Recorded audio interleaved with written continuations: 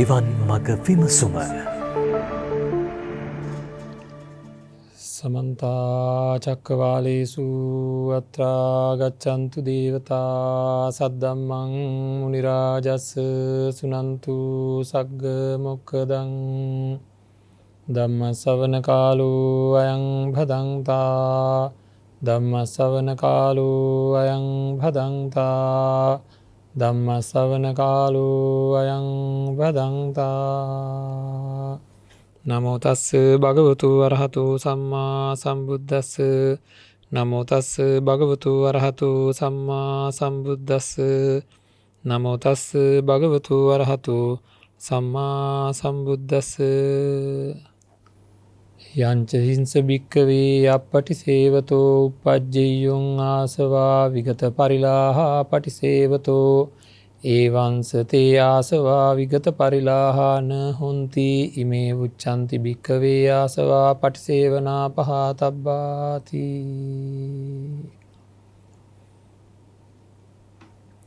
සදා බුද්ධ සම්පන්න පින්වත්නි,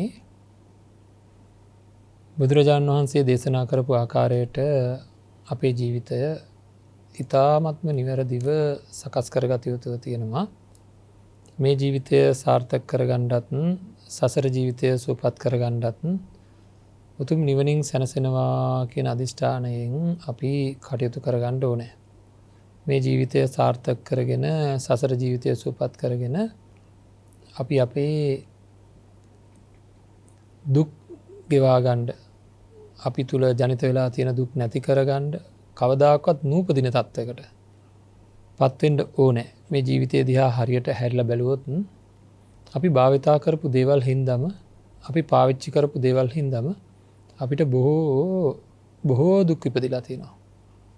අපි භාවිතා කරපු, අපි පාවිච්චි කරපු දේවල් හින්දාම අපිට බොහෝ දුක් ඉපදිලා තියෙනවා. ඒක ඊටාම පැහැදිලි. ඒකේ ආය අමුතුවෙන් කතා කරන්නට දෙයක් නැහැ. ඒක ඊටාම පැහැදිලි. මොකද ජීවිතේ නැවත වතාවක් ගොඩනගා ගන්න ඕනෑ සන්තෝෂයෙන් ජීවත් වෙන්න පුළුවන් විදිහට හැමෝම. ඇයි මම නැවත වතාවක් කියලා කිව්වේ? ඊටා අතීතයේදී කුඩා කාලයේදී නොතිබ්බ ප්‍රශ්න වගේක් දැන් ඇති වෙලා තියෙනවා. මිනිස්සෙකුට නොතිබ්බ ප්‍රශ්න වගේක් දැන් ඇති වෙලා තියෙනවා. ඉතින් ඒ ගැටලුකාරී తত্ত্বය අපේ පැත්තෙන් අපි හදාගන්න ඕනේ. ඒ නැවත වාරයක් කියලා කිව්ව අතීතයේදී නොතිබ්බ හින්දා එදා තිබ්බේ නැති දේවල් අද තියෙනවා. එහෙනම් අද දුක් ඇති වෙන්න හේතු වෙලා තියෙන බොහෝ දේවල් අතර වාරේ අපි බැලුවා. විශේෂයෙන්ම මේ සියලු ආශ්‍රවයන් නැති කරගන්න යනකොට අපි නුවණින් පහ කළ යුතු ආශ්‍රව විදිහට, දර්ශනයෙන් පහ කළ යුතු ආශ්‍රව, සෝවාන් මගඵල නුවණට අවශ්‍ය කරන වැඩපිළිවෙල හදාගන්න ඕනේ. ඒක එක පැත්තකින් නැగిලා එන්න ඕනේ ඒ නුවණ කියන එක.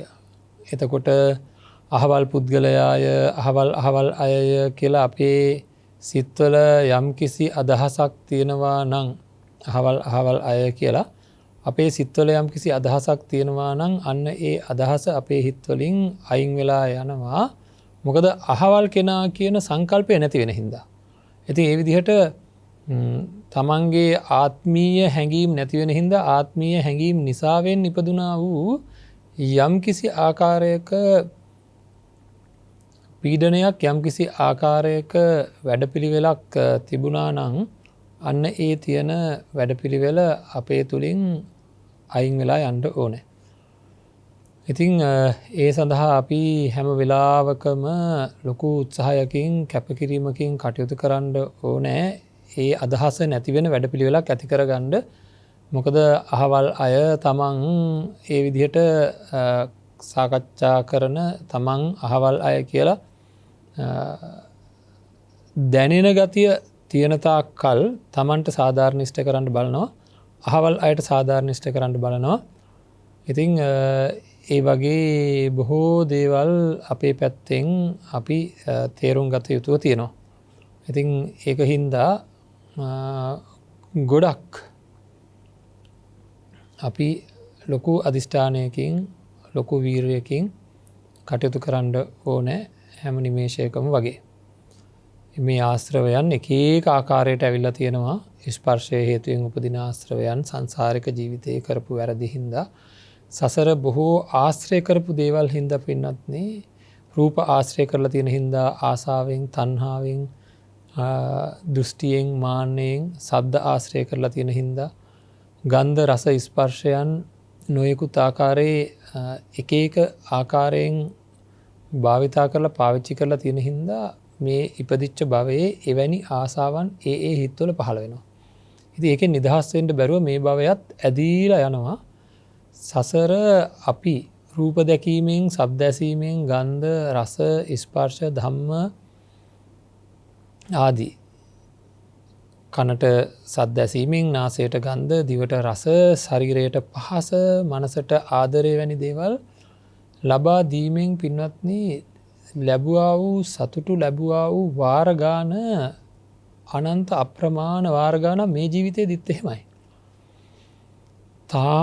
තාමත් මේකෙන් ගැලවෙන්න බැරුව තමයි මේ යන්නේ. මේකෙන් ගැලවෙන්න හිත දෙන්නේ නැහැ. මේ ඇලිලා තියෙන ඇලිල්ල අපිට විද්‍යමාන නැහැ, පේන්නේ නැහැ. ඇහැට පේන්නේ නැහැ. හිතෙන්ම අවබෝධ කරගත යුතු දෙයක්. ඒකයි කියන්නේ මේක ලේසි පාසු දෙයක් නෙවෙයි. හිත කැමති නැහැ. කැමති නැති හිතම කුළුහරකෙක් විසින් මෙල්ල වෙනවා වාගේ වැඩක්. අර කැමති නැති හිතම කැමති බවට පත් කරගන්න ඕන කරන වැඩපිළිවෙල ක්‍රියාත්මක කරන්න වෙලා තියෙන්නේ හිතෙන්මයි. ඒ කැමති නැති හිතමයි පාවිච්චි කරන්න වෙලා තියෙන්නේ. ඒකයි භාවනාවට කැමති නැත්තේ. ඒකයි පිළිවෙත් ධර්මයට කැමති නැත්තේ. කෙටියෙන් කියනවා නම් තණ්හාව අයින් කරන්න මේ හිත කැමතිම නැහැ. ඒ කැමති නැති හිත තමයි අපි හැම වෙලේම බලන්නේ කැමැත්ත ඇති වෙන විදිහට සකස් කරගන්න. කැමති නැති හිත තමයි අපි බලන්නේ කැමැත්ත ඇති වෙන විදිහට සකස් කරගන්න. ඉතින් මේ හුඟක් දේවල් ගැන හිතන්න වේවි ජීවිතේ සැබෑ තත්ත්වය තේරුම් ගන්න ගොඩක් දේවල් ගැන හිතන්න වේවි. නැත්තම් අපිට පුළුවන්කමක් නැහැ ඔය ස්ථීර සැනසීමකට ස්ථීර නිවීමකට එන්න පුළුවන්කමක් ඇත්තේ නැහැ. ඉතින් මේ දේවල් ගැන නැවත විමසා තමන්ගේ පැත්තෙන් නිවැරදි ඉලක්ක සපුරා ගන්නට හැම වෙලාවකම උත්සාහ ගන්න. හොඳයි. දැන් එතකොට ඊළඟ කාරණාව අපි අද දවසේ සාකච්ඡා කරන්න බලාපොරොත්තු වෙන්නේ ඒ තමයි මේ ආශ්‍රව පහ කරන්න ආශ්‍රව ඇතිවෙච්ච තැන් ගැන බලනකොට ඉතාමත්ම සියුම්ව මේ ආශ්‍රව ධර්මයන් කලින්ම උපදින තැනක් තියෙනවා. අනිත් එක වළක්ව ගන්න බැරි තැනකුත් තියෙනවා.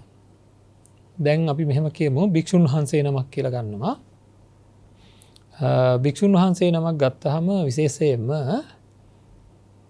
උන්වහන්සේ මේ ලෝකේ තියෙන දේවල් ගැන දැනිලා තේරිලා මේ ලෝකයේ තියෙන ඇත්ත తත්වය ගැන දැනිලා ඇත්ත తත්වය ගැන තේරිලා මේ අය මොකද කරේ ගිහිව හිටිය අය ඒකන්තම් පරිපූර්ණං ඒකන්තම් පාරිසුද්ධං සංකලිකිතං කියන ආකාරය පිරිසිදුවම පරිපූර්ණව මේ ශාසනික බ්‍රහ්මචර්යාවේ මං යෙදෙන්න ඕනේ කියලා රූප දැකීම් සද්ද ඇසීම් ආදී භාවිතා කරන දේවල් අයින් කරලා ගිහි ජීවිතයක භාවිතා කරන දේවල් බොහෝ භෝගස්කන්ධයන් ඥාති පරිවට්ටයන් මේවා බැහැර කරලා මේවායින් අයින් වෙලා අපි කොහොම හරි මේවායින් අයින් වෙලා මේවායින් බැහැර වෙලා කොහොම හරි මේ හිත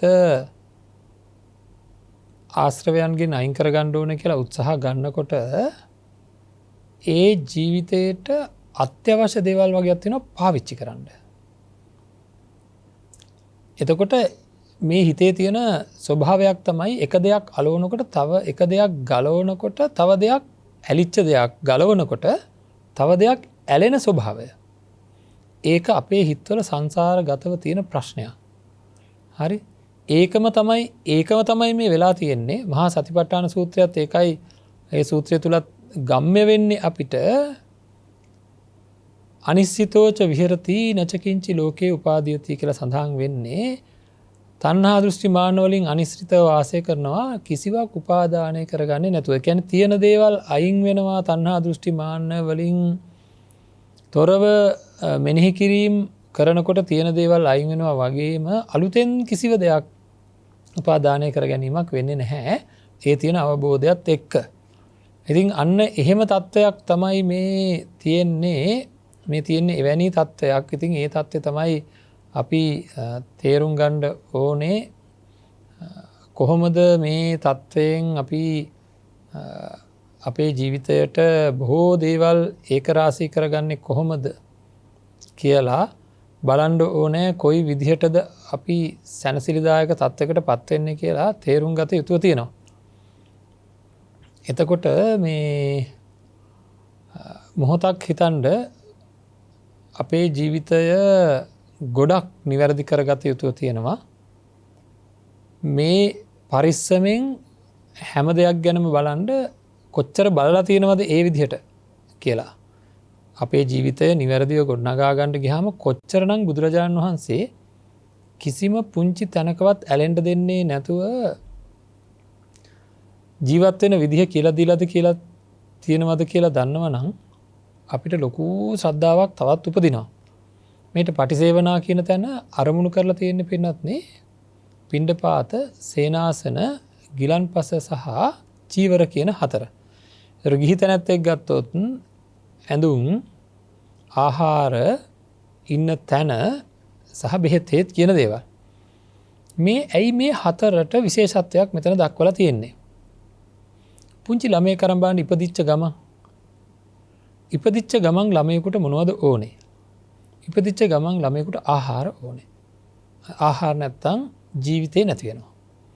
ඒ වගේම ඇඳුමක් ඕනේ. මොනවා හරි රෙද්දකින් ඒ ළමයා වහන්න ඕනේ. නැත්තම් මැසි මදුරු කරදර සීත උෂ්ණයෙන් බේර ගන්න බැරුව මේ ළමයා මැරිලා යනවා. ඒ වගේම ආවරණයක් සහිත යම් තැනක් ඕන කූඩාරමක්. ඒ නැත්තම් ඒත් සත්තුන්ගෙන් බේරෙන්න බෑ, අවුවෙන් වැස්සෙන් බේරෙන්න බෑ. කොහොම හරි ආවරණයක් ඕනේ. ඊළඟට ඒ ළමයට බෙහෙත් හේත් ඕන. ඔය හතර තියෙනවා නම් ජීවිතයක් අරන් යන්න පුළුවන්. මේ තමයි ජීවිතයක් අරන් යන්න අත්‍යවශ්‍ය දේ. අත්‍යවශ්‍යම දේ. ඉන්න තැනක් ඕනේ, හිසට වහලක් ඕනේ, ඇඳුමක් ඕනේ, ආහාරයක් ඕනේ, බෙහෙත් හේත් ඕනේ. මේ හතර තියෙනවා නම් ජීවිතයක් අරන් යන්න පුළුවන්කම තියෙනවා. එතකොට භික්ෂුන් වහන්සේට අවශ්‍ය කරලා තියෙන්නේ මේ හතර තියෙනවා නම් ජීවිතයක් අරන් යන්න පුළුවන්කම තියෙනවා. එතකොට භික්ෂුන් වහන්සේට අවශ්‍ය කරලා තියෙන්නේ ඔය හතර විතරයි. ඇයි සියලු දේ අතහැරලා මේ ලෝකයේ තියෙන නොයේකුත් ආසාවන්, නොයේකුත් දේවල් පිළිබඳව තියෙන ආසාවන් අතහැරලා ඒවා භාවිතය අතහැරලා මට යාළු මිත්‍රාදීන්ගේ ආශ්‍රය, එතකොට රූප දකින්න ක්‍රමවේදයන්, ඔය නාටක ආදිය, එක රූපවාහිනිය නැත්තම් සින්දු, එක දේවල් තියෙනවා වින්දනය කරන්න. ඒ දේවල් ඔක්කොම අතහැරලා පැවිදි ජීවිතයකට එන්නේ. ඒ පැවිදි ජීවිතයකට ආපුහම සියලු භාවිතයන් අතහරිනවා. කෙලෙස් උපදින භාවිතයන් අතහරිනවා. නමුත් අපේ පින්වත්නි, ඒ භාවිතයන් අතහැරියට අතහරින්න බැරි පාවිච්චි කරන්න ඕන ಜಾති හතරක් තියෙනවා. මේකේ අර්ථය තේරුම් ගන්න ඕන අපි හොඳට. මේ සිව්පසය කියන්නේ මොකක්ද කියලා. පාවිච්චි කළ යුතුම හතරක් තියෙනවා. එකක් ආහාර. ආහාර පාවිච්චි කරන්න ගියාම දිවේ රස උපදිනවා. හරිද? ඒක නැතුව ආහාර පාවිච්චි කරන්න බෑ. එතකොට සේනාසනය පාවිච්චි කරන්න ගියාම ඒක තුල සැප උපදිනවා. ඇඳුම් පාවිච්චි කරන්න ගියාම ශරීරය පිළිබඳ මාන්න ඇති වෙනවා. හරිද? ඒ කියන්නේ ශරීරය හැඩ කරවන්න නොයෙකුත් ඇඳුම් පාවිච්චි කරනවා. ඉතින් ඒව නිසා ශරීරය පිළිබඳව සුබ හැඟීම් ඇති වෙනවා. බෙහෙත් හේතුත් වරද්ද ගන්නට පුළුවන්කම තියෙනවා. ඒ බෙහෙත් හේත් හරහා නැත්නම් ගිලන්පස හරහා රස තෘෂ්ණාව උපදිනවා. එතකොට මේ හතර භාවිතා කරන්න ගියාම කෙනෙකුට නැවත වර්ධින්න පුළුවන්. අනිත් ඒවා භාවිතා කරන එක පැත්තකට දාලා නැවිලා තියෙන්නේ. අන්න ඒක හින්දයි පටිසංකා යෝනිසෝ කියන තැනට මේක එන්නේ. පටිසංකා යෝනිසෝ පිණ්ඩපාතං පටිසේවාමි. මේ පිණ්ඩපාතය මම භාවිතා කරන්නේ නුවණින්. නේව දවාය න මදාය න මණ්ඩනාය න විභූෂනාය යාව දේව ඉමස්ස කායස්ස ටිතියා යාපනාය විහිං සූපරතියා ඔය විදිහට මේ තියෙන්නේ මේක මොකටද මේ ආහාරය පාවිච්චි කරන්නේ කියලා. මේක මේ ආහාරය මොකටද කියලා ගත්තොත් එහෙම මේක බඩගිනි වෙහෙස සංසිඳීම සඳහා විතර ශරීරයාගේ පැවැත්ම පිණිස. මොකද මේ යැපෙන්ඩ බෑ නැත්තන් නොයෙකුත් වේදනා ඇති වෙනවා බඩගිනි ඇති වෙනවා එතකොට බඩගිනි හින්දා වෙහෙස ඇති වෙනවා ඒක සංසිඳවන්න ඕනේ. ඊළඟට විශේෂයෙන්ම ශාසනික බ්‍රහ්මචර්යාවට ජීවිතේ පවත්ත ගන්න ඕනේ. ඊළඟට බඩගිනි ආදී වේදනාවන් තියෙනවා නම් මේ වේදනාවන් දුරු වෙනවා ආහාරයෙන් හින්දා. පැරණි වේදනාවන් තියෙනවා නම් ඒවා නැසෙනවා. ඒ වගේම අලුත් වේදනාවන් ඇති වෙනවා. ඒක උපදින්න දෙන්නේ නැහැ. මොකද අධික මාත්‍රයෙන් භාවිතා කරොත් අලුත් වේදනාවක් නැති වෙනවා. එහෙම උපදින්න දෙන්නේ නැති වෙන්න. ඊළඟට ශරීරයේ පැවැත්මට ඒ වගේම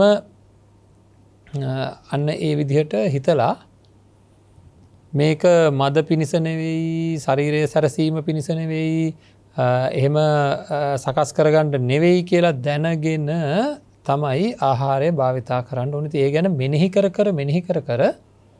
ඊ타ත්ම නිවැරදිව ආහාරය භාවිතා කරනවා. දැන් අපේ පින්වන්ත අය ආරගෙන බලන්න ගුණය සඳහා නෙවෙයි බොහෝ විට රසය සඳහායි ආහාර භාවිතා කරන්න මිනිසුන්. එතකොට අවශ්‍ය කාරණාව ජීවත් වෙන්න. හරියට වාහනයකට තෙල් ගහන්නේ අපි දුවන්න ඕන හින්දා. ඒ වගේ අරමුණකින් තමයි මේ ශරීරය පවත්වා ගැනීම සඳහායි මම මේ ආහාරය ගන්නේ කියන අරමුණෙන් ආහාරය ගන්න ඕනේ. නැත්නම් ඒ ආහාරය හින්දා ඒකේ රසය දැන් දිවෙන් යනකොට ඒ රසය පිළිබඳව අවධානය යොමු වෙලා ඒ රසයෙහි සතුටු වුණොත් නැවත සතුටු වුණොත් අපේ පින්වත්නි අන්න අර අපේ බලාපොරොත්තු අයින් වෙනවා. එතන ආශ්‍රවයක් උපදින්න පටන් ගන්නවා. ඊයේ කාපු කෑමම අදත් කන්න තියනවා නම් හොඳයි. පෙරේදා කාපු දේම අදත් කන්න තියනවා නම් හොඳයි. කලින් කාපු දේවල් වගේක් තියෙනවා. දිවේ මේ වගේ රසයක් හැදුනා. ඒ රසය එක මොහොතක ඉවරයි. ඒක අපි දැනගන්න ඕන. අපි මේ පංචකාම සම්පත්තිය නිසා උපදින හැම සැපයක්ම එහෙමයි පින්වත්නි. ඒ මොහොතේම ඉවරයි. ඉතින් ඒක නිසා වෙන්ම අපි තේරුම් ගත්ත යුතුවම තියෙනවා ඒ මොහොතක සැපයක් ඇති වෙන්නේ ආහාරයෙන් හින්දා දිවේ රසය ඇති වෙනකොට ආහාරය දිවේ වැදිලා රසය ඇති වෙන උගුරින් පල්ලෙහාට ගිය ගමන් ඉවරයි. ඉතින් ආය ඒ ආහාරය දාන්න ඕන. ඉතින් ඒ වගේ මේක දැනගෙන මේක නිසා ආශ්‍රවයක් උපදින්න පුළුවන්කම තියෙනවා. මේක නිසා ආශ්‍රවයක් උපදින්න පුළුවන්කම තියෙනවා. ඒ හින්දා කාරණාව දැනගෙන කරේ නැත්තම් අර වෙහෙසකාරී කෙලෙස් පහළ වෙනවා. දැවිලි සහිත වෙහෙස සහිත කෙලෙස් පහළ වෙනවා නැවත වතාවක්. සේනාසන හින්දා බලන්න දැන් අපේ නිවෙස් හින්දා අපිට කොච්චරනම් මේක මේ විදිහට තියෙන්න ඕනේ මේ විදිහට තියෙන්න ඕනේ මෙතන මෙහෙම තියෙන්න ඕනේ ඒවා මහා අධික සුපෝභෝගී විදිහට හදාගන්න බලනවා. ඊළඟට ඒ නැතත් ඒවා පිළිබඳව අධික ලෝභයක් ඇති වෙන දෙයක් තමයි නිවාස කියලා කියන්නේ. තමන් ඉන්න තැන පිළිබඳව බොහෝ දෙනෙකුට තමන්ගේ නිවස පිළිබඳව, තමන්ගේ ඉඩම් පිළිබඳව, ඒ නිවස සකස් කරන ආකාරය පිළිබඳව, ඒකේ හැඩතල ගැන ඒක බොහෝ විට මේ මැසි මදුරුවන්ගෙන් සීත උෂ්ණයෙන් බේරෙන්නම පාවිච්චි කරන එකක් නෙවෙයි. ඊට වැඩි අවුවෙන් වැස්සෙන් මැස්සන්ගෙන් මදුරුවන්ගෙන් සීතෙන් උෂ්ණයෙන් බේරෙන්නම පාවිච්චි කරන එකක් නෙවෙයි. අලංකාරය පිණිස තමයි බොහෝ විට නිවෙස් පාවිච්චි කරන්නේ හුඟක් අය. තමන්ගේ තත්ත්වය පෙන්වන්න අන් අයට සමහර අය මේ ජීවිතේ හරියට පටල ගන්නවා.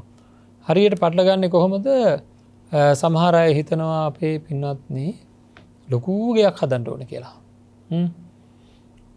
සමහර අයගේ ජීවිතේ බලාපොරොත්තුවත් මෙන්න මේ වගේ ලොකු ගයක් සකස් කිරීම තමයි ජීවිත බලාපොරොත්තුව. හරි. එතකොට එවැනි බලාපොරොත්තුවක් තියාගෙන කටයුතු කරන මේ ජීවිතය එවැනි බලාපොරොත්තුවක් තියාගෙන කටයුතු කරන මේ ජීවිතය ගත්තොත් එහෙම අපිට ඒ වගේ බලාපොරොත්තුවක් පෙරදැරි කරගෙන සමහර අය මෙන්න මෙහෙම කතාවක් කියනවා මට මැරෙන්න ඉස්සෙල්ලා මේ වගේ ගේක එක දවසක් ඉඳලා මැරුණා නම් ඇති කියලා. හරිද? එතකොට ජීවිතයේ අරමුණ වෙන්නේ මැරෙනකොට දාලා යන්න තියෙන ලොකු ගයක් හදාගන්න එක. ඉතින් සමහර අය මොකද කරන්නේ අවුරුදු 50 60 70 වෙනකන් ගේ හදනවා. ගේ හදලා ඉවර වෙනකොට අසනීප තත්ත්වයන් එනවා. ඉතින් අධික තණ්හාවක් මේ ගේ කරෙහි උපදිනවා. ඉපදිලා මොකද වෙන්නේ? මැරෙන්න ගිහිල්ලා තණ්හාව හින්දා නැවත උත්පත්තිය ලැබනවා විතරක් නෙවෙයි සමහර විට අභව්‍ය ස්ථානවල උත්පත්තිය ලැබන්නත් හේතු වෙනවා. ඒක හින්දා අපි හැම වෙලාවකම වගේ විමසා බලන්න ඕනේ, තේරුම් ගන්න ඕනේ. කොයි විදිහකින් හරි ජීවිතය ජයගත යුතුව තියෙනවා. ඒ ජයගත යුතු ජීවිතය ජය ගැනීම කියලා කියන්නේ පින්වත්නි දුක් නැති තත්යකට සතුටෙන්ම ජීවත් වෙන්න පුළුවන් තත්යකට පත් වෙන එක. ඒක කල් දාලා බෑ. ඒක හින්දා අපි ප්‍රතිපත්තියක් අරගෙන තමන්ගේ දේවල් විශේෂයෙන්ම භික්ෂුන් වහන්සේලා විදිහට හෝ නැත්තම් අන් දේවල් අතාරින අය මේ පාවිච්චි කරන්න අත්‍යවශ්‍යම සිද්ධ වෙලා තියෙන දේවල් දැනගෙන පාවිච්චි කරන්න ඕන. පටිසංකා යෝනිසෝ කියන එක මෙතන තියෙනවා.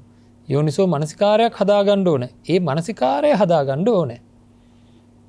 එතකොට ආහාරය පිළිබඳව, සේනාසනය පිළිබඳව, ඇඳුම පිළිබඳව, බෙහෙත් හේත් පිළිබඳව ඒ පාවිච්චි කරනකොට නැත්තම් ගිලන්පස පිළිබඳව එතකොට අපි ඔය ගන්න තේක වැටෙන්නෙත් ගිලන්පස වලට කොත්තමල්ලි ආදී දේවල් ඒක ශරීරයේ වෙහෙස නිවා ගන්න පාවිච්චි කරන ඒවා. ඉතින් ඒ දේවල් පාවිච්චි කරනකොට අර රස තෘෂ්ණාවට එන්න දෙන්නේ නැතුව පසුව කෙලෙස් සහිත වෙහෙස සහිත බොහෝ දැවිලි සහිත කෙලෙස් සහිතව ජීවත් වෙන්න සිද්ධ වෙන ආකාරයට ඒවා භාවිතා නොකර සිහියෙන් පාවිච්චි කරන්න ඕනේ. එතකොට තමයි ලෝකයේ තියෙන බොහෝ දේවල් අතහැරපු කෙනාට මේ හතරෙන් ගැලවෙන්න පුළුවන් වෙන්නේ. නැත්තම් මේ හතරේ තද්ද බල විදිහට ඇලෙනවා. ඊටාම ප්‍රබලව ඇලෙනවා. මොකද මේ හිතේ ස්වභාවය සංසාරික ජීවිතේ එක තැනක් ගලවනකොට තව තැනක් ඇලෙන ගතියක් තියෙනවා. හරිද? එක තැන සතුටෙන් ඇලෙන ගතිය. తත්‍ර తත්‍රාබිනන්දිනී කියලා කියන්නේ තණ්හාවේ ලක්ෂණය. තැන සතුටු වෙවි ඇලෙනවා. සතුටු වෙවි ඇලෙනවා. කුමන සතුටක්ද? තණ්හා නිස්ෘත සතුටක්. අනේ මට මේ වගේ සේනාසනයක් ලැබුණා කියලා. අපි ඔය විහාරස්ථානයක් උනත් සකස් කරද්දී බොහෝම රොයසෙන් සකස් කරන්න ඕන. මම මේකට තද්ද බල විදිහට ඇලෙන්න පුළුවන්කමක් තියෙනවා. මොන දෙයටත් වැඩිය වටින්නේ නොඇලී වාසය කිරීමයි. සකස් කරන හැම දෙයකටම තමන්ගේ ජීවිතේ මොන දේ පාවිච්චි කරත් ප්‍රශ්නයක් නැහැ. හරිද? මම මේ කියන්නේ පැවිද්දට නෙවෙයි. මම මේ කියන්නේ බුදුරජාණන් වහන්සේ දේශනා කරපු ආකාරයටයි පැවිද්දාගේ ජීවිතය සකස් වෙන්න ඕනේ. නමුත් ගිහි අයගේ ජීවිතවල මොන දේ පාවිච්චි කරත් ඒකට ඇලෙන්නේ නැතුව ගැටෙන්නේ නැතුව හැබැයි වචනේ පරිසමාප්ත අර්ථයෙන්ම හරි දුරකථන පාවිච්චි කරන අය බලන්න පින්වත්නි ඒ දුරකථනය භාවිතා කරන්නේ නිසි ප්‍රයෝජන ගැනීම සඳහා නෙවෙයි. හරිද?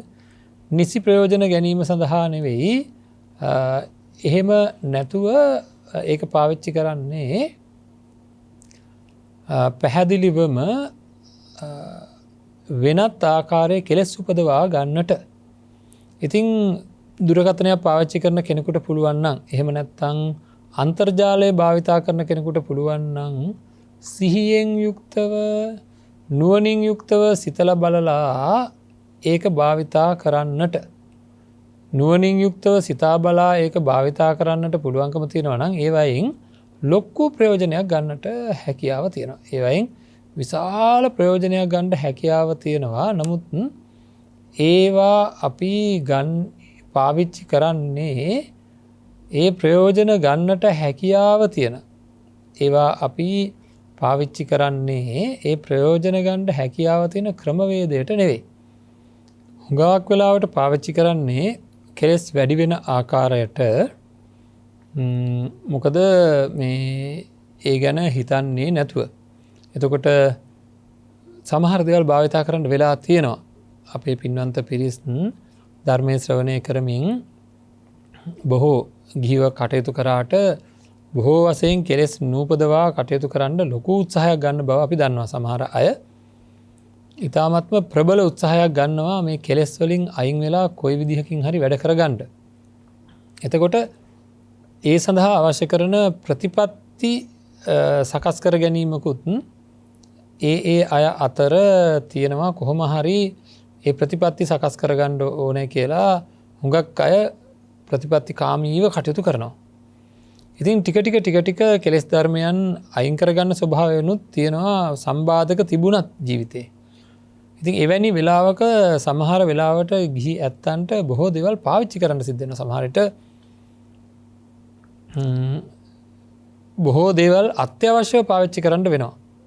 අත්‍යවශ්‍ය දේවල් විදිහට පාවිච්චි කරන්න වෙනවා. ඉතින් ඒවා පාවිච්චි කරන්නේ මෙන්න මේ ප්‍රයෝජනෙටයි කියලා දැනගෙනම සිහියෙන්ම පාවිච්චි කිරීමෙන් ඒවට ඇලෙන්නේ නැතුව ඉන්න පුළුවන්කම තියෙනවා. ඔය සිව්පස්සේ ගැන සඳහන් කළා වගේ, දැන් අපි ආහාරය ගැන කතා කරා වගේ, නිවාස ගැන කතා කරා වගේ තමන් පාවිච්චි කරන දේ ගැන නුවණින් විමසමින් මේක මෙන්න මේ දෙයටයි පාවිච්චි කරන්නේ කියලා භාවිතා කරන්න පුළුවන්කම තියෙනවා. දැන් අපි තුමු විවාහ මංගල උත්සවයකට යන්න තියෙනවා. එතකොට යම් කිසි ආභරණ පළඳන්න වෙනවා, ශරීරය ගොඩක් සරසන්න වෙනවා. ඒ වගේ දේවල් කරද්දී එක්කෙනෙක් සමහර කෙනෙක් ඒවා කරද්දී කරන්නේ ශරීරය සැරසුවා බොහොම ලස්සනයි, අන් අයට මේ ශරීරය මෙන්න මේ ආකාරයට පේනවා, මේ විදිහයි කියලා අධික ලෝභයක් ඇති වෙන විදිහට තමයි මේ ශරීරය සැරසීම සිද්ධ කරන්නේ. නමුත් නුවණින් විමසා භාවිතා කරන කෙනෙකුට තේරෙනවා මේ තැනට යන්නට සුදුසු ආකාරයක් තියෙනවා. මේ තැනට යන්නට සුදුසු ආකාරයක් තියෙනවා. අන්න ඒ සුදුසු ආකාරය මොකක්ද කියලා හොයලා බලලා, ඒ සුදුසු ආකාරය මොකක්ද කියලා බලලා හරි අපිට ඒක නැතුව එතෙන්ට බෑ. ඒ සුදුසු ආකාරයට යා යුතුව තියෙනවා. එතකොට ශරීරයේ සරසන්න ඕන මොකද සුදු ඇඳගෙන යන්න බෑනේ. විවාහ මංගල උත්සවයකට යන්න ඕනත් හදිස්සියේ. එහෙනම් මෙයා මේ ශරීරයේ සරසනවා. සරසද්දී කොයි වගේ අදහසක්ද තියෙන්නේ? මේ වගේ තැනකටවත් අරයි යන්න බැරි ශරීරයක් මට තියෙන්නේ. ඒකින්ද මේක නොයේකුත් වෛවර්ණ පාට වලින් සරසන්න වෙලා තියෙනවා. මේ සරසුවත් මේ මුහුණ ඊ타ත්ම දුගඳ අවලස්සන පිළිකුල් උපදින ස්වභාවයක තියෙන්නේ. ඒකින්ද මේ මුහුණ ටිකක් හරි ප්‍රසන්නකමක් කාට හරි ඇති වෙන විදිහට හදන්න ඕනේ. ඒ විදිහට අපි මොකද කරන්නේ? මේ ශරීර හදනවා ප්‍රසන්න ආකාරයට ඇති වෙන විදිහට දැනගෙන. දැන් අපි හිතමු යම් කිසි කෙනෙක් රැකියාවක් කරනවා පිළිගැනීමේ නිලධාරියෙක් විදිහට. ඉතින් එයාට සිද්ධ වෙනවා තමන්ගේ ශරීරය පිරිසිදුව සහ යම් කිසි මේ සම්මතයේ මිනිසුන්ට ආකර්ෂණයක් ඇති වෙන විදිහට කතා කරන කෙනාට ප්‍රිය උපදවන විදිහට ශරීරය පවත්වා ගන්න වෙනවා. ඉතින් එයා ඒක දැනගෙන කරනවා. මට කරන්න දෙයක් නැහැ. මං මේ රැකියාවට අත්‍යවශ්‍ය දේ සිද්ධ කරනවා. මේ කුණු ශරීරය පිළිබඳව ඒ අප්‍රසන්නකම් ඇති වෙන විදිහට මම හරියට හිස පීරන්න නැතුව, හරියට පිරිසිදු ඇඳුම් අඳින්න නැතුව, එතකොට යම් කිසි ක්‍රමානුකූලව ඉන්නේ නැතුව මේ වගේ තැනක ඉන්නට බෑ. මේ ශරීරය පොඩ්ඩක් නැත්තම් දුගඳ හමන අප්‍රසන්න ගතිය ඇති වෙන ස්වභාවයක් තියෙන එකක්. ඒකින්ද මේක සකස් කර පාවිච්චි කරන්න ඕනේ කියලා දැනගෙන පාවිච්චි කරනවා. එහෙම දැන් භික්ෂුන් වහන්සේ වුණත් පිරිසිදුවට සිටිය යුතුයි. හරි. කිසිමම ආකාරයක අල්පේච්ඡ ජීවිතයක් ගත කරන ඔය සිව්පසය භාවිතා කරමින් නමුත් පිරිසිදුවට සිටිය. තමන්ගේ චීවර පිරිසිදුව තබා ගත යුතුයි. තමන්ගේ ශරීරය පිරිසිදුව තබා ගත යුතුයි. ඒ පිරිසිදුව තබා ගන්නේ චේතනාව මොකක්ද? චේතනාව අන් අයට අප්‍රසන්නකමක් ඇති වෙන්න පුළුවන් භික්ෂුන් වහන්සේ ඊට අපිරිසිදු කණ්ඩායමක් කියලා අප්‍රසන්නකමක් ඇති වෙන්න පුළුවන්. එතකොට නින්දා කිරීමක් කරනවා මේ කට්ටිය ළඟ හරියට ගඳයි කියලා. ඉතින් ඒකින්ද අපි දැනගෙන මේ භාවිතා කරන්නේ නම් කෙලෙස් නූපදින තත්ත්වයට පත් කරගන්න පුළුවන්කම තියෙනවා. ඒකයි එහෙම නැත්තම් වෙන්නේ ආශ්‍රව උපදිනවා පින්වත්නි, කෙලෙස් උපදිනවා. මේ තියෙන දේවල් ගැන අපිට තේරෙන්නේ නැතුව හරියට කෙලෙස් උපදිනවා මේකේ ඇත්ත తත්වය තේරෙන්නේ නැතුව. ඉතින් ඒකින්ද අපි හැම වෙලේම බලන්න ඕනේ හැම වෙලේම බලන්න ඕනේ තමන්ගේ පැත්තට කෙලෙස් නූපදින ආකාරයට මේවා පාවිච්චි කරන්න. ඒකට තමයි කියන්නේ පටිසේවනා පහතබ්බා කියලා. යම්කිසි කෙනෙකුට යම්කිසි කෙනෙක් අපටිසේවතෝ උපජ්ජයුන් ආසවා විගත පරිලාහා යම්කිසි කෙනෙක් මේ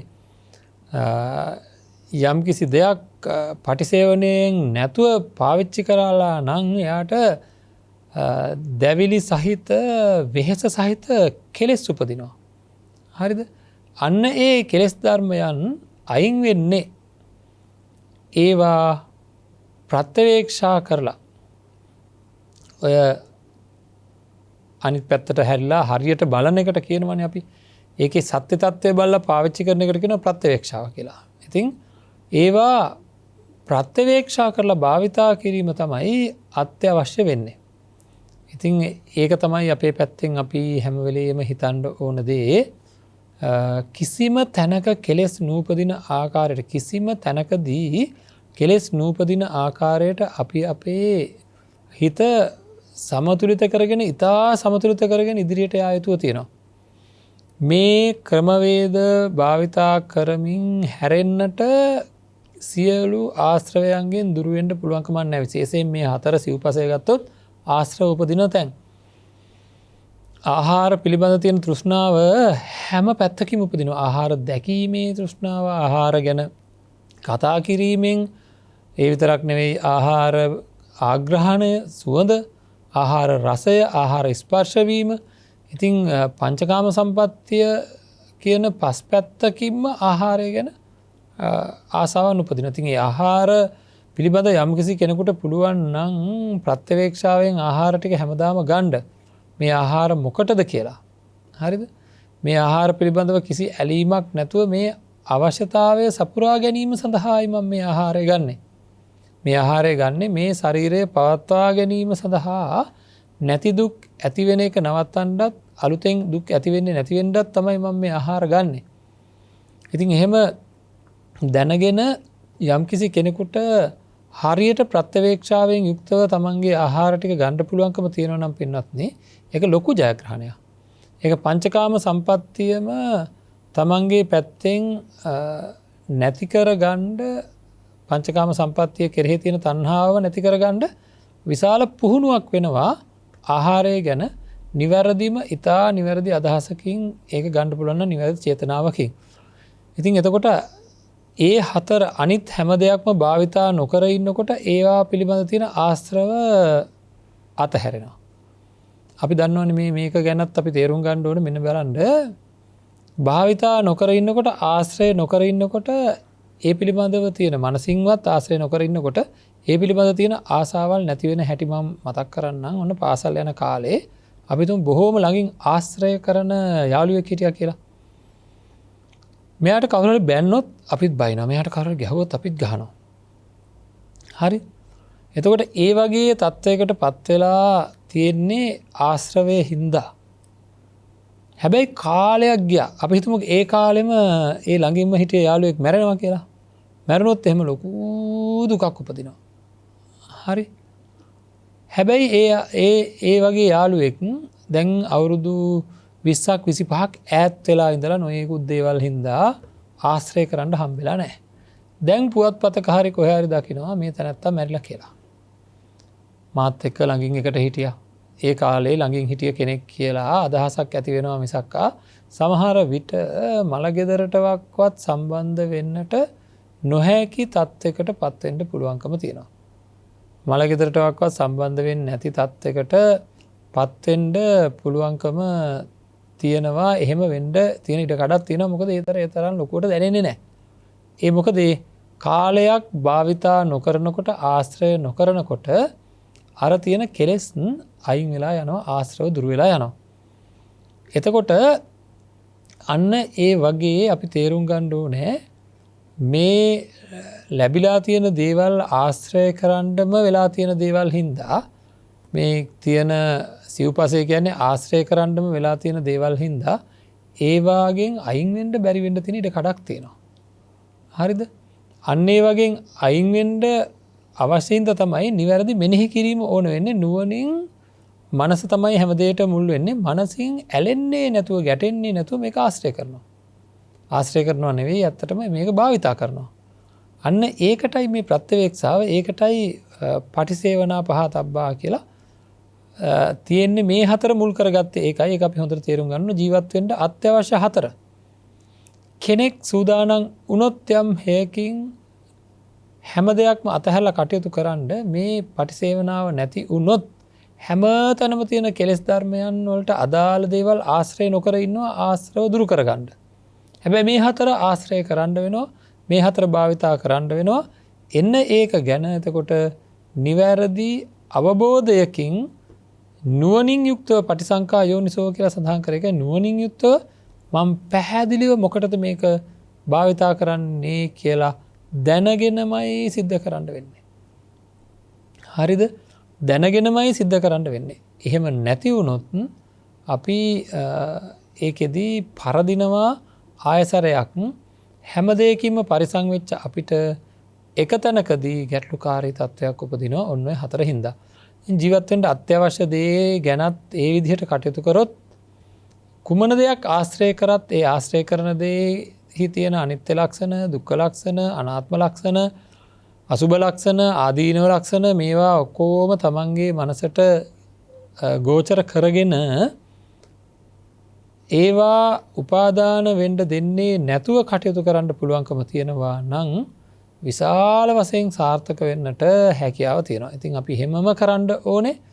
දැන් තේරෙන්න ඕන බුදුරජාණන් වහන්සේ ක්‍රමානුකූලව ඉන්ද්‍රිය සංවර කරගත්ත කෙනාට ඊට පස්සේ නොයෙකුත් ආකාරයේ බොහෝ දේවල් අතහරින කෙනාට අතහැරලා තමන්ගේ බ්‍රහ්මචර්යාවෙන් යුක්ත ජීවිතයක් ගත කරන්න සූදානම් වෙන ඇත්තන්ට එන ලොකුම පලිබෝධය අයින් කරගන්න තමයි මේ ප්‍රත්‍යවේක්ෂාව සිද්ධ කරන්න ඕන කියලා සඳහන් කරේ. ඒ විතරක් නෙවෙයි අතීතයේ සිද්ධ දේවල් වෙච්ච දේවල් පිළිබඳවත් මේ ප්‍රත්‍යවේක්ෂාව සිද්ධ කරනවා. දැන් භික්ෂුන් වහන්සේ චීවර, මේ සේනාසන ආදී මේ සිව්පසය පිළිබඳව අතීතයේදී මම භාවිතා කරපු සිව්පසයත් මෙන්න මේ කාරණාව සඳහායි කියලා නැවත මෙනෙහි කිරීමක් කරනවා. වර්තමානයේ භාවිතා කරමින් ඉන්න සිව්පසයත් මෙහෙමයි කියලා මෙනෙහි කිරීමක් කරනවා. මොකද අතීත දේ වුණත් යම් කිසි විදිහකින් ගැටලුකාරී තත්වයකට පත්වෙන්න තියෙන ඉඩකඩක් තියෙන නිසාවෙන් කෙලෙස් උපදින්න හේතු වෙන යම් කිසි ඉඩකඩක් තියෙන නිසාවෙන් තමයි ඒ කියන தত্ত্বය අපි තේරුම් ගත යුතු තියෙන්නේ.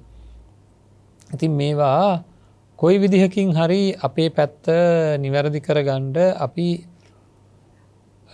ලොකු බලපෑමක් කරගන්න ඕනේ. මොකද අපේ හිතට ඊ타ත්ම ප්‍රබල පණිවිඩයක්, ඊ타ත්ම යහපත් පණිවිඩයක් ඇතුළාන්ත වරදින්නේ නැති වෙන්න, ඇතුළ වරදින්නේ නැති වෙන්න අපි හැම මොහොතකම ක්‍රියා කරන්න ඕනේ.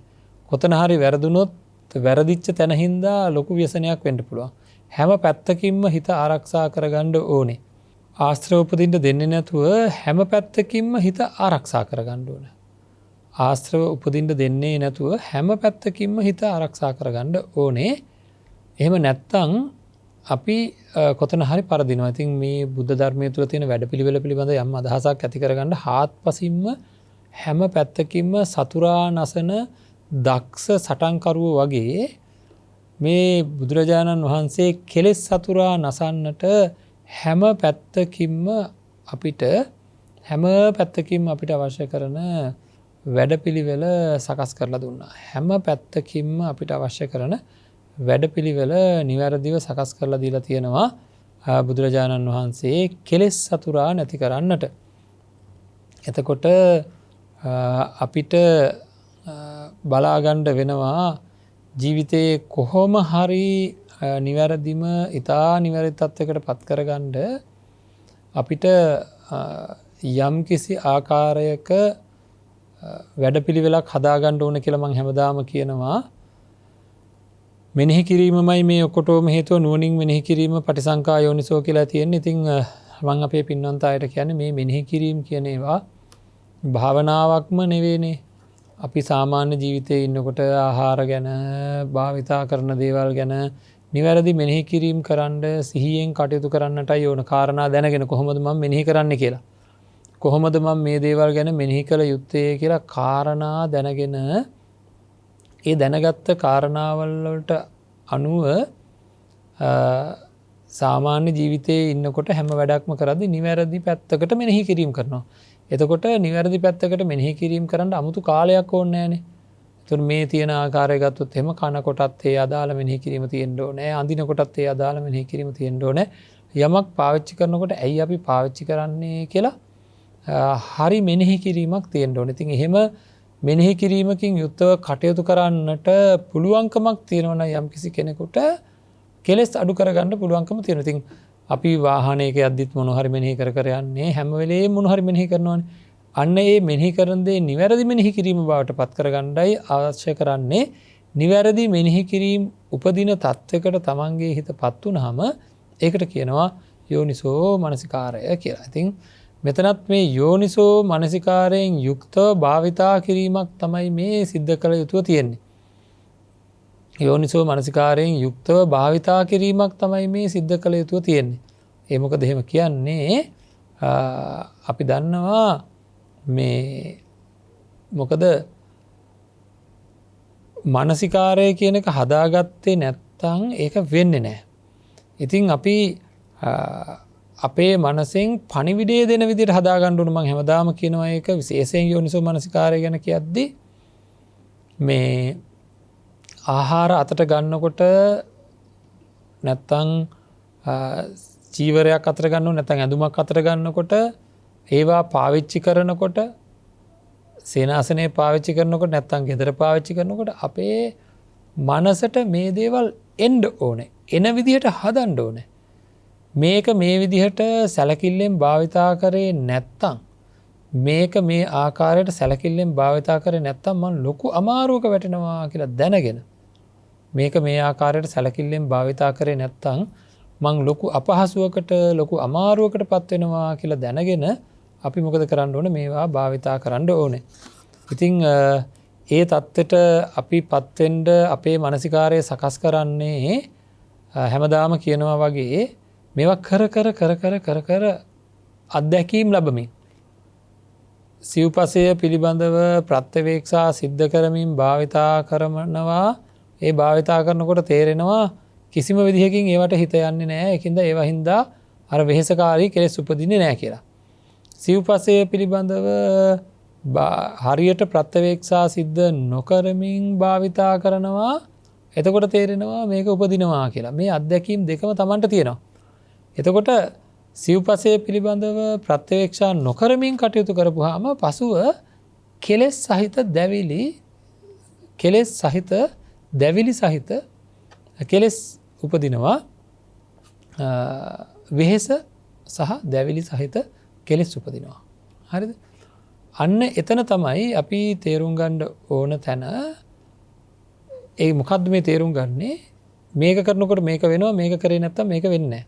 මේක කරනකොට මේක වෙනවා, මේක කරේ නැත්තම් මේක වෙන්නේ නැහැ. ඔන්න ඔය දෙක අපි අත්දැකීමක් බවට පත් කර ගන්නවා. අත්දැකීමක් බවට පත් කර ගන්නකොට මොකද වෙන්නේ? අපිට පහසුවෙන්ම ඉතා පහසුවෙන්ම අපේ මනස හදාගන්න පුළුවන්කම තියෙනවා. දැවිලි තැවිලි වෙහෙස සහිත කෙලෙස් උපදිනවා නම් ආහාරයක් කෙරෙහි එතෙන් කොට ප්‍රත්‍යවේක්ෂා කරමින් ඒක පාවිච්චි කරනවා. පාවිච්චි කරන්න ඕන කියන පණිවිඩය මගේ මනස මට ඉක්මනට දෙනවා. එහෙම කරේ නැත්තම් අර වගේ කෙලෙස් උපදිනවා කියන පණිවිඩයත් මට දෙනවා. ඒ දෙන්නේ මම මේක ඒ ක්‍රමයට අත්දැකීමක් කරගත්තොත් විතරමයි. මොකද ඒ ක්‍රමයට අත්දැකීමක් කරගන්නවා කියලා කියන්නේ මෙනෙහි කරමින් නිවැරදිව මෙනෙහි කරමින් කටයුතු කරලා අපි දැනගන්නවා නිවැරදිව මෙනෙහි කරමින් කටයුතු කරලා කෙලෙස් උපදින්නේ නැති බව අත්දකිනවා. ආය ඒක අතපසු වෙලා හරි එහෙම නෙකිරුවොත් කෙලෙස් උපදින බව අත්දකිනවා. එතකොට මේ සිව්පසයේ හින්දා කෙලෙස් උපදින්න පටන් ගන්නකොට මොකද වෙන්නේ? මේ සිව්පසයේ හින්දා කෙලෙස් උපදින්න පටන් ගන්නකොට මොකද වෙන්නේ? මට ලොකු පණිවිඩයක් එනවා මගේ මනසට. ඒ මොකද්ද? ප්‍රත්‍යවේක්ෂා කරන්න, මේක ප්‍රත්‍යවේක්ෂා කරමින් මේ ආහාරය භාවිතා කරන්න කුමටද මේක කියලා හරියට දැනගෙන නැත්තම් කෙලෙස් පීඩාවන් ඇතිවෙන්න පුළුවන් දැවිලි පිච්චිලි සහිත තීව්‍ර කටුක වේදනා සහිත වෙහෙස සහිත කෙලෙස් උපදින්නට පුළුවන් කියලා තමන්ගේම මනස තමන්ට කියන මට්ටමකට එනවා මේ අත්දැකීම නිසාවෙන්. ඉතින් ඒක තමයි අපි බලාපොරොත්තු වෙන తত্ত্বය. ඒකෙන් අතමුදවන්න මේ හිත අපිට පණිවිඩය දෙන්න ඕනේ. ඒ හිත අපිට ඒ සත්‍ය දේ අවබෝධ කරගෙන ලබා දෙන පණිවිඩය ලබා දෙන මානසිකාරයක් අපි සකස් කරගන්න ඕන. අන්න ඒකට කියනවා යෝනිසෝ මානසිකාරය කියලා. ඒකයි කියන්නේ මේ මානසිකාරය දකින්න ඕනේ. මෙහෙම මානසිකාරය මේ වගේ වැඩේ සිද්ධ වෙන මානසිකාරයක් කියලා එකක් තියෙනවා. අන්න ඒ මානසිකාරය අත්දකින්න ඕන අපි. ඉතින් ඒක තමයි අපි කරගත යුතුව තියෙන දේ. ඒ මානසිකාරය හදාගත්තට පස්සේ අපි ලොකු ගැටලුවකට පත් වෙන්නේ නැතුව භාවිතා කරන්න පුළුවන්කම තියෙනවා. ඒක නැත්නම් භාවිතා කරනවා නෙවෙයි භාවිතා කෙරෙනවා. මොකද ඒක පුරුදු කරලා හුරු කරලා තියෙන හින්දා භාවිතා කෙරෙනවා. ඉතින් ඒ විදිහට අපේ ජීවිතය හදාගමු. ඒ විදිහට අපේ ජීවිතය හදාගත්තොත් තමයි අපිට ගොඩක්ම නිවැරදි තැනකට පත් වෙන්නට පුළුවන්කම තියෙන. ඒකින්ද මේ ජීවිතය සකස් කරගන්න කිසිම කෙලෙස් ධර්මයකට ඉඩ දෙන්නේ නැතුව වාසය කරන්න දැඩි අදිෂ්ඨානයක් ගන්න ඕනේ. හැම දෙයක්ම gedara තියෙන බඩු පවා පාවිච්චි කරද්දී මොකටද මේවා පාවිච්චි කරන්නේ? මේවා මාන්නයක් උපදවා ගන්න නෙවෙයි. මේවා රසවින්දනය සඳහා නෙවෙයි. මේවා මද පිණිස නෙවෙයි. ආදී වශයෙන් ඔය හැම එකක්ම පාවිච්චි කරද්දී හුඟක් අය සමහරවිට තමන්ගේ අතේ තියෙන දුරකථනය පාවිච්චි කරන්නේ මාන්නයක් හදාගන්න. මට මේ වගේ දෙයක් තියෙනවා කියලා වැරදි දෙයකට පාවිච්චි කරනවා. ඉතින් එහෙම නැතුව නිවැරදිව සිහියෙන් භාවිතා කරලා දැවිලි සහිත වෙහෙස සහිත කෙලෙස් වලින් අත මිදලා සුවදායක තත්යකට පත් වෙලා මේ ජීවිතය සාර්ථක කරගෙන සසර සූපත් කරගෙන උතුම් නිවනින් සැනසෙන්නට හැම දිනාටම මේ සියලු කුසල ධර්මයන් හේතුවක්ම වේවා. ධර්ම ශ්‍රවණමය ආනිසංස වාරය හේතුවක්ම වේවා කියලා ප්‍රාර්ථනා කරනවා. නිවසේ ඉඳන් ධර්මයේ ශ්‍රවණය කරපු පින්වන්ත අයට ඒ ධර්මයේ ශ්‍රවණය කරන්නට අවස්ථාව ලැබෙන්නේ මේ ධර්ම දේශනාවේ දායකත්වය ලබා ගන්න පින්වන්ත කල්යාණ මිත්‍ර පිරිසගේ තියෙන කල්යාණ මිත්‍රත්වය නිසාවෙන්. ඒ අය තමන් තනියම ධර්ම ශ්‍රවණය නොකර අන් අයටත් අසන්නට සලස්වන්නට ඕනෑය කියලා තමයි මේ ධර්ම දානමය පුණ්‍ය කර්මය සිද්ධ කරගන්නේ. ඉතින් අපි ජීවිතේ නිවැරදි කරගන්න වාරයක් ගානේ ඒ පින්වන්ත අයට නිබඳව නිරතුරුව බොහෝ කුසල් රැස් වෙනවා. ඉතින් ඒක බොහෝ පින් රැස් වෙනවා. නමුත් අපි තුල ජනිත වන සියලු පුණ්‍ය ශක්තියද අපි අනුමෝදන් කරමු. ඒ අතන්ට සසර වසන තාකල් බාලයෙක්ගේ අසුරකටපත් නොවන්නට කල්යාණ මිත්‍ර සම්පත්තිය නිබඳව නිරතුරුව ලබන්නට අවසානයේදී උතුම් නිවනින් සැනසෙන්නට මේ සියලු පුණ්‍ය ශක්තියින් හේතු වේවා කියලා ප්‍රාර්ථනා කරමු. අද දවසේ ධර්ම දේශනාවේ දායකත්වයේ විදිහට සඳහන් කරලා තියෙන්නේ ගණේමුල්ල සුමේද මාවත අංක 291න් 3 ලිපිනේ පදිංචි චතුරිබී රාජපක්ෂ මහත්මිය කියලායි. ධර්මයේ ශ්‍රවණය කළ සියලුම පින්වතුන්ට වගේම හැම දෙනෙකුටම පින් අනුමෝදන් වෙත්වා, නිරෝගී සම්පත් ලැබේවා, ධර්මාවබෝධය ලැබේවා, හැම කෙනෙකුටම උතුම් නිවනින් සැනසෙන්නට ධර්ම ශ්‍රවණමය ආනිසංසය හේතු වේවා කියන අරමුණින් තමයි එතුමිය අද දවසේ ධර්ම දේශනාවේ දායකත්වය දරන්නේ. ඉතින් පොදු ප්‍රාර්ථනාවක් පමණක් තියාගෙන තමන්ගේ බාහුවලය යොදලා හරි හම්බ කරගත්ත ධනයෙන් වෙන් කරගත්ත ගුවන් කාලය හැම කෙනෙකුටම ධර්ම අවබෝධය වීම සඳහාම වේවා කියන අරමුණෙන් තමයි එතුමිය කල්යාණ මිත්‍රයෙක් විදිහට කටයුතු කරන්නේ. නමුත් අපි ප්‍රාර්ථනා කරමු චතුරිබී රාජපක්ෂ මහත්මිය සමග උරුණුර ගැටි කටයුතු කරන සුජීවත්ව වාසය කරන හැම දෙනෙකුටම නිදුක් නිරෝගී චිරජීවනය ලැබේවා. මිය පරලෝකීය යත්තන්ට පින් අනුමෝදන් වේවා. හැම දිනාටම උතුම් නිවනින් සැනසෙන්නට මේ පින් හේතු වේවා කියලා අපි ප්‍රාර්ථනා කරනවා. හැම දිනාටම තෙරුවන් සරණයි. ආකාසට්ටා චුම්මට්ටා දේවා නාග මහිද්దికා පුඤ්ඤන්තං අනුමෝදිත්වා චිරං රක්ඛන්තු ශාසනං චිරං රක්ඛන්තු දේශනං චිරං රක්ඛන්තු මං පරන්ති.